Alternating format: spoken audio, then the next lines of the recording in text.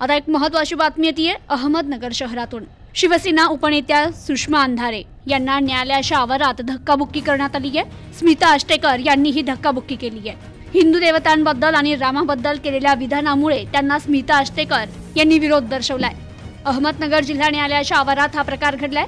उद्धव बाळासाहेब ठाकरे गटाच्या उपनेत्या सुषमा अंधारे यांना अहमदनगर जिल्हा न्यायालयात त्या आल्या असताना विरोध करण्यात आला। मनसे नेत्या अनिता दिघे आणि शिवसेनेच्या माजी जिल्हा अध्यक्षा स्मिता अष्टेकर यांनी सुषमा अंधारे यांच्या अंगावर धावून जात न्यायालयातून बाहेर जाण्याचं फरमान काढलं होतं। सुषमा अंधारे यांनी शिवसेनेत येण्यापूर्वी केलेल्या भाषणांच्या क्लिप आता चांगल्या व्हायरल होत असून सुषमा अंधारे यांनी त्यावेळी भाषण करताना हिंदू देवांबद्दल अत्यंत खालच्या पातळीवर जाऊन टीका केली होती। तसेच उद्धव बाळासाहेब ठाकरे आणि शिवसेनेवर देखील अत्यंत खालच्या पातळीवर जाऊन टीका केल्यानंतरही सुषमा अंधारे यांना शिवसेनेत उपनेतेपद दिले असा आरोप करत स्मिता अष्टेकर यांनी त्यांच्या अंगावर चप्पल फेकण्याचा प्रयत्न केला।